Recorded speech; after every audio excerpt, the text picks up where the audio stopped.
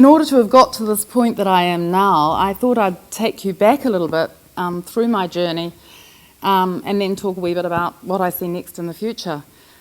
When I first started this idea of thinking globally, I had a consultancy business based in Auckland. I had a lot of major clients who were exporting, local supermarket retailers, wine companies, and what I was really interested in doing was thinking about how people were going to use their products. I've always been interested in what do you need, what do you want, how's this going to work for you?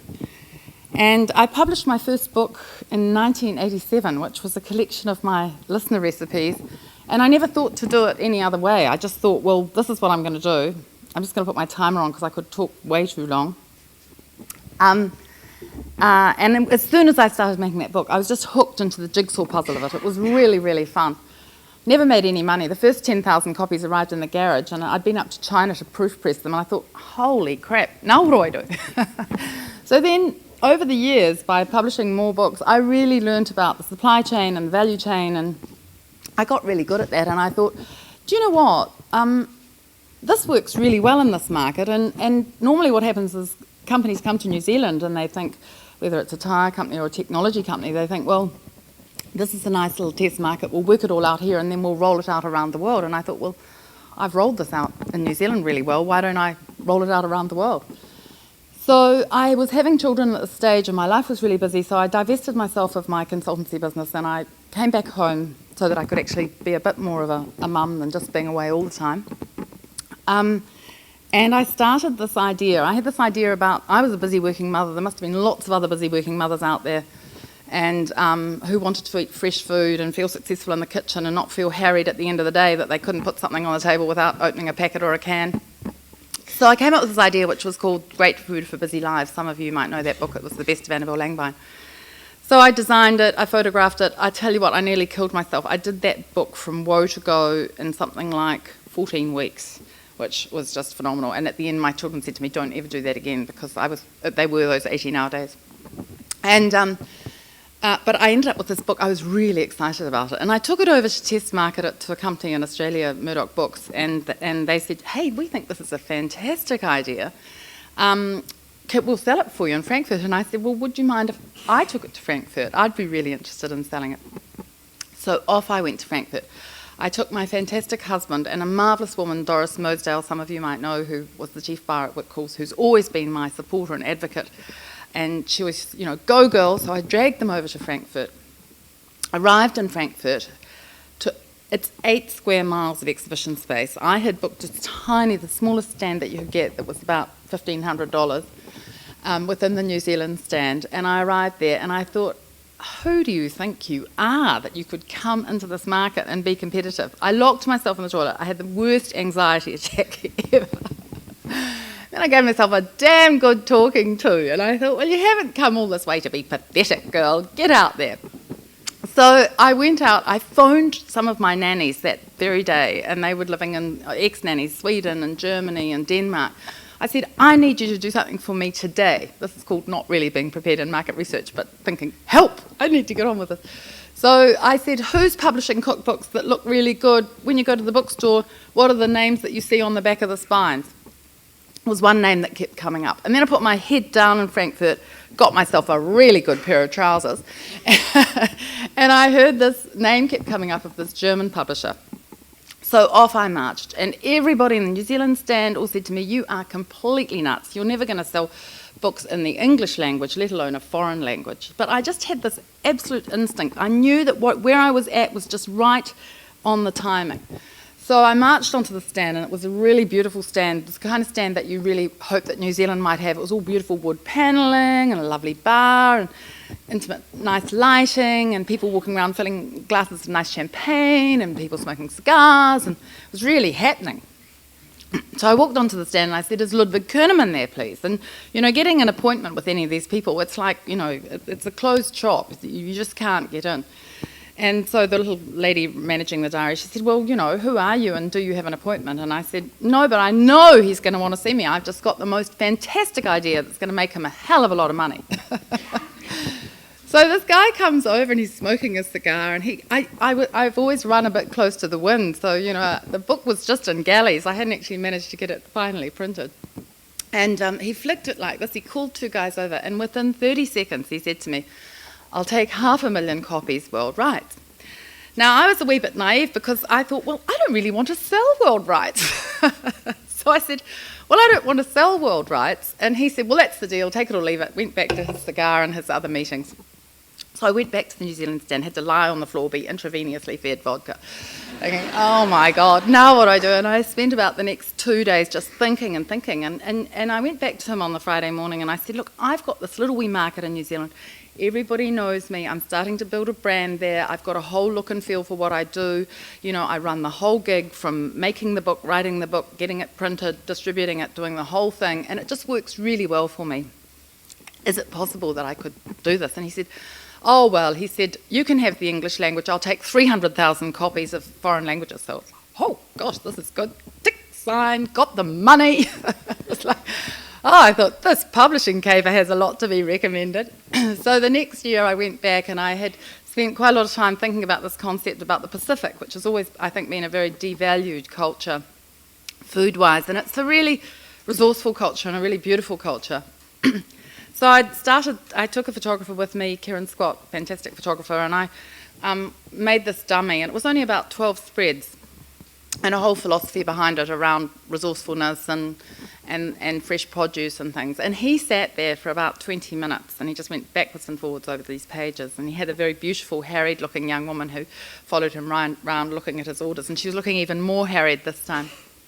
And he said, what's the next one in the series? And I said, Italy, because New World, Old World, and we'll build it, and then we'll go to Thailand, and then we'll go to France, and da-da-da.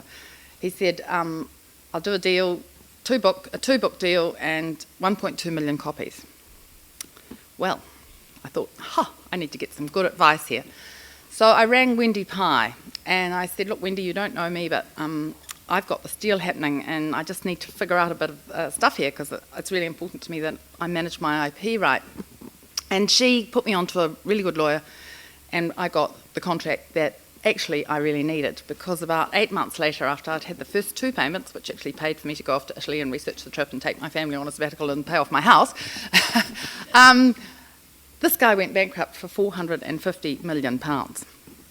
And it put the entire European publishing industry into a complete crisis, and the printing industry, and, here was I at the very bottom of the chain, but I got my rights back, And it took me about a year to do that. And then I thought, well, now what do I do? Because I started door knocking, and you go to the biggest publisher in Holland or Denmark or Sweden, because my books had been in all these different languages. They didn't really know you. Why would they buy a book from you? They've got 24,000 other cookbooks to choose from. And I remember being in Norway and launching a book there, and my kids were up the top of Mount Roy, Skyping me, and I was going, I'm here, and it's cold, and it's really hard. And it was really hard, and I certainly wasn't making any money, because the reality is that if you're not a big brand, you are going to sell 2,000 or 3,000 copies in any market. You're not going to sell 10, 20, 30, 40, 100, 200,000 copies. So I just still had this in me that I wanted to do this. So I started coming up with an idea around the idea of freshness, really, because I have always been really connected to the land. And I was very lucky to grow up in a family where my dad had this big city job, but he would come home after work and he'd put his gardening clothes on, or his bee suit. I lived in Karori, I grew up in Wellington. And, he'd grow all these beautiful vegetables and have all this lovely honey, and my mother had a degree, but she chose to stay at home, and my father, it was an era when he paid 72% of his income in tax, so we never really had a lot of money, but we had this very good life, and it was a life around the table. And it was a life around freshness and the seasons and those sorts of things, probably well ahead of its time in a way. And I thought, this is something which is going to be important in my life. And I often think I'm my own best audience, because, you're busy and you're working and you're wanting to create the best life you can for the people that you care around you. So I started writing this book, Eat Fresh, and YouTube had just started. And I actually went online because I thought, I wonder if they've got anything about food on YouTube. And it was a Monday night, and the kids were having exams. And I had this mountain of eggplant, and I put an eggplant into YouTube, and up came a couple of, quite a few, maybe 4 or 5 entries at that time, and there'd probably be about 400,000 now. And there was this recipe for Victoria's Secret eggplant frittata. And I would urge you to all go and look at that, but do not cook the recipe. So I got into the kitchen, had all this eggplant, so I got in the kitchen, and honestly, this woman, she looks like a stunned mullet in front of the camera. She's this tiny little wee lady from Queens, and she's standing at her door, and she takes you into her little house, and she pulls out the drawer and gets the secret recipe. It's all so naff. And then she picks up this knife, and man, does she deal to this eggplant. You go, and you think, this gal knows a bit about eggplant. Well, I looked at the recipe, I thought, this looks delicious, you see. 9:30 at night, my family are mutinying. The kitchen looks like a complete bomb. I've used every pot and pan in the house, and I produced something which is quite possibly the most revolting meal I've ever made in my life. And I was so pissed off, because I thought, you know what, I can do this. It was sort of like an epiphany. I went, this is the perfect medium for me, and I can do this.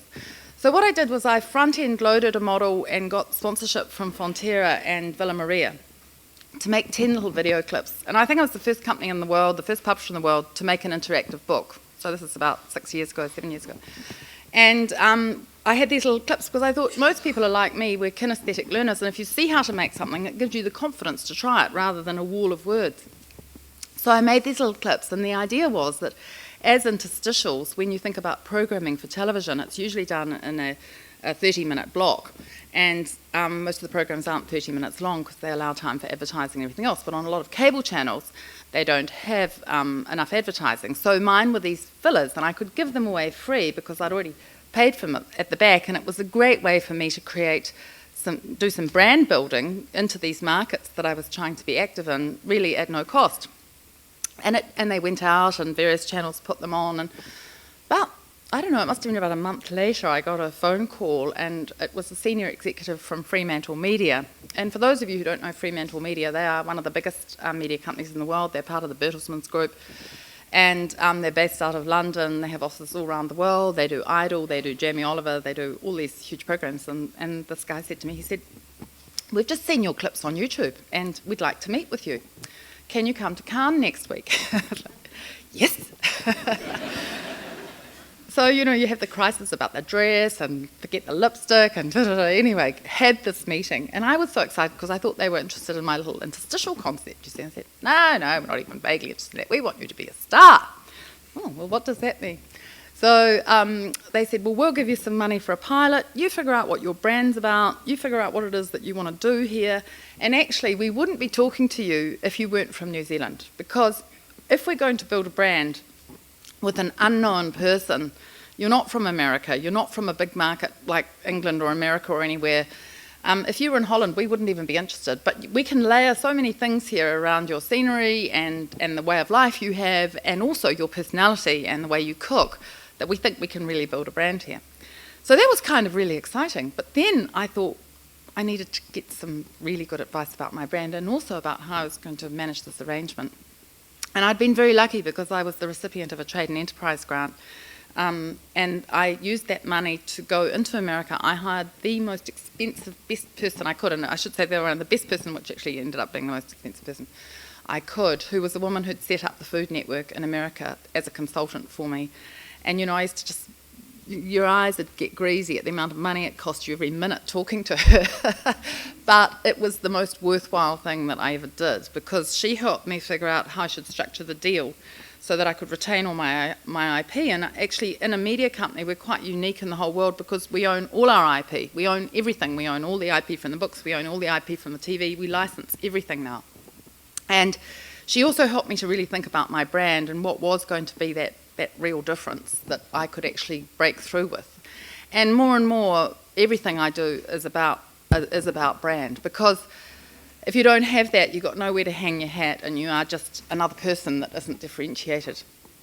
And I probably spent about three and a half months, and then I've been really lucky in the last year or so because I've brought someone into my team who's a real brand specialist as our general manager, and she has actually helped me to refine that even further and build this whole idea, because what I'm actually interested in philosophically and fundamentally is helping people to find ways to connect.